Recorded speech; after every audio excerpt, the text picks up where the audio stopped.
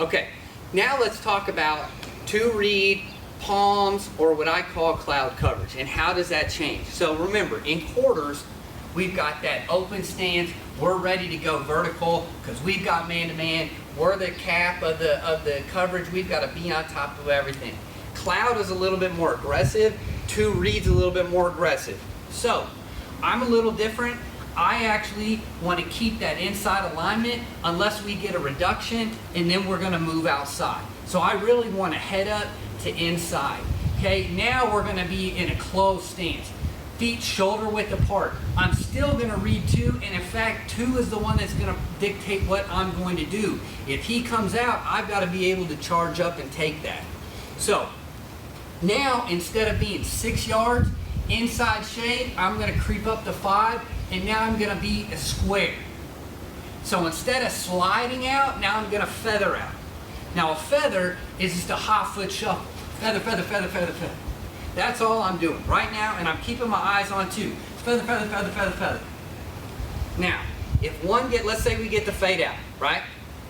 If he gets a speed release outside, I still want to leverage him. Okay, feet and shoulders square. I want to stay in front of him, and I want to attempt to try and collision and carry him. Okay, so this is regular two read, palms, quarters, slightly head up to inside, feet shoulder width apart, on the eyes on two, at the snap of the ball, I'm feathering back. Now if two goes vertical, I want to catch and carry. This is where the peak technique comes in. Because as I get a vertical and I catch him, okay, he clears the outside linebacker, I catch him, I'm going to get in phase, but once I'm in phase, I want to peek back inside. If I get the sail route at 10 yards, I'm going to sit down with that safety climbing over top of number one.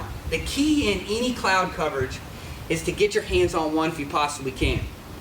Now, the tag off of this is what we call squat.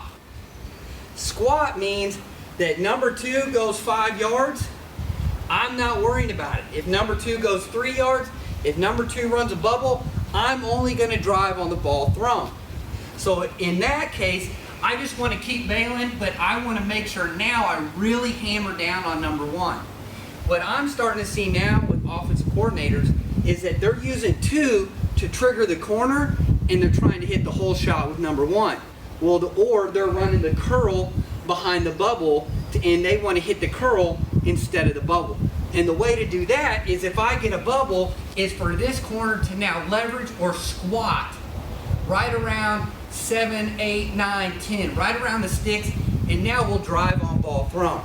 All in that has to really do with the stance and alignment, feather out. If I get two, now I want to really hammer number one, funnel number one to my support in a safety.